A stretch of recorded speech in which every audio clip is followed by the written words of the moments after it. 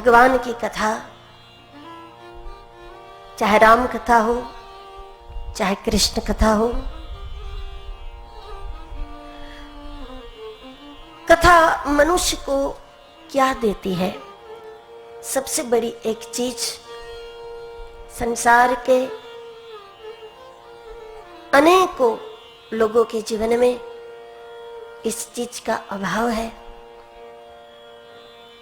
और उस अभाव की पूर्ति राम कथा करती है। कौन सी चीज का अभाव है मनुष्य के जीवन में? कलयुग के मनुष्यों के जीवन में एक चीज का अभाव है। तुलसीदास जी कहते हैं और श्रीमद् भागवत में व्यास जी महाराज भी कहते हैं, कलयुग में मनुष्य के जीवन में दृष्टि का अभाव है। आंखों का अभाव नहीं है, दृष्टि का अभाव है। आंखें हैं लेकिन दृष्टि के अभाव में आप प्रत्येक कर्म ऐसे करोगे कि कोई अंधा करेगा। टकराने वाले कर्म, खुद ही को चोट लगाने वाले कर्म, खुद ही का नाश करने वाला कर्म, खुद ही का नुकसान करने वाला कर्म। आपका नुकसान कौन करता है? कोई दूसरा नहीं करता। आपका लाभ आप करते हैं, आपका हित आप करते हैं, आपका नुकसान आप करते हैं। यदि आपका नुकसान आप नहीं करोगे, इतनी दृष्टि यदि आपको प्राप्त है, तो पूरी दुनिया मिलकर आपका नुकसान नहीं करेगी। दृष्टि के अभाव में बहुत बड़ी पीड़ा ये होती है। न आप जगत को समझ सकते हैं, न आप संसार को समझ सकते हैं। संसार को न समझने के कारण आप संसार जीवन में असफल रहते हैं और न आप अपने आप को समझ सकते हैं। अपनी आत्मा को नहीं समझ सकते, अपने आप को नहीं समझ सकते, अपने जीवन के सत्य को नहीं समझ सकते, अपने भीतर जो सत्य पड़ा है उस तत्व को नहीं समझ सकते। आंखों के अभाव में आपको अपना शरीर भी नहीं दिखता और दूसरों का भी नहीं दिखता।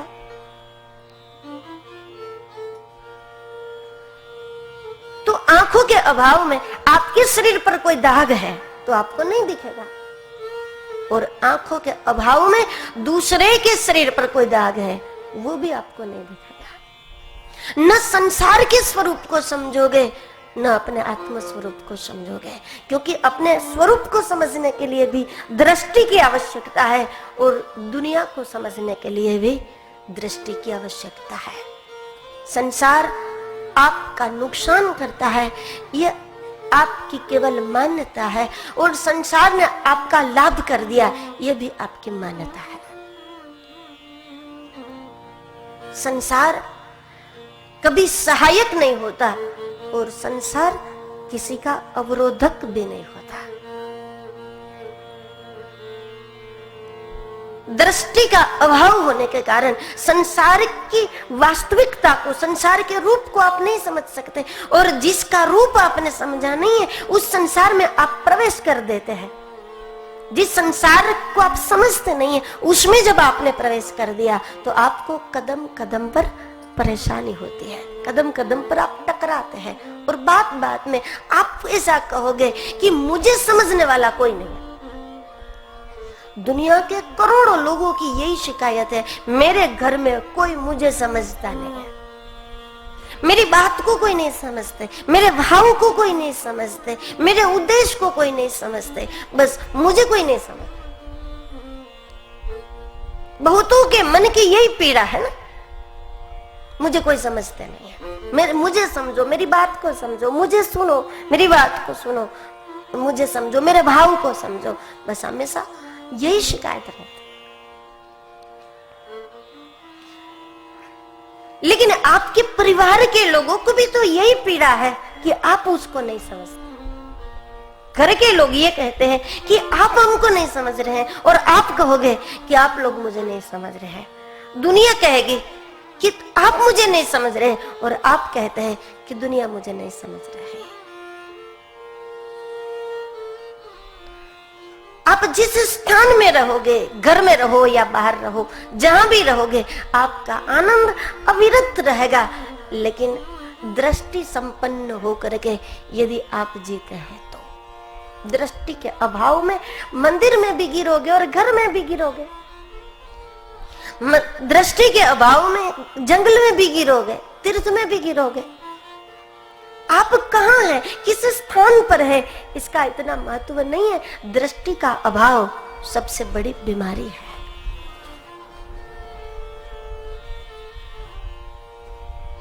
और अपने आप को भी आप नहीं समझ सकते, अपनी आत्मा को नहीं समझ सकते, और अपने विषय में भी तो आप यही कहोगे, मैं क्या करूं, मुझे कुछ समझ में नहीं आ रहा है।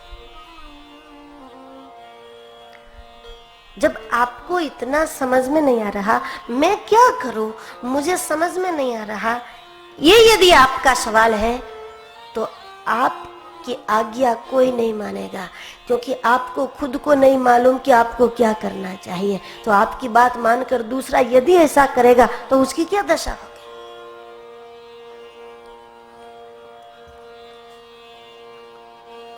आपको अकेले में भी आनंद होगा, आपको भीड़ में भी आनंद होगा, आपको घर में भी आनंद होगा, आपको तीर्थ में भी आनंद होगा, आपको मंदिर में भी आनंद होगा, आपको जंगल में भी आनंद होगा। लेकिन इसके लिए आवश्यकता है दृष्टि की। संत वचन दृष्टि प्रदान करता है, क्योंकि दृष्टि संपन्न होने के बाद प्रत्येक महापुरुष अपना कर्तव्य समझ लेता है कि वो दुनिया के लोगों को दृष्टि प्रदान करने में लग जाता है। फिर वो चौपाइयों का माध्यम ले, श्लोकों का माध्यम, पदों का माध्यम, गीत का माध्यम, संगीत का माध्यम, कोई भी बहाना वो पकड़ ले। लेकिन प्रयास ये होता है, जब स्वयं दृष्टि संपन्न हो जाते हैं तो दूसरों को दृष्टि प्रदान करने का प्रयास करने लगते हैं। फिर तुकाराम जी ने अभंग के द्वारा बताया, मीरा ने पदों के द्वारा बताया, तुलसीदास जी ने चौपाइयों के द्वारा, व्यास जी महाराज ने श्लोकों के द्वारा। ये तरीका भिन्न भिन्न है, प्रयास ये है, उद्देश्य ये है। जिसकी दृष्टि खुली है वो कभी ये नहीं चाहेगा कि उनकी आंखों के सामने कोई गिरे, वो दृष्टि प्रदान करने में लग जाए।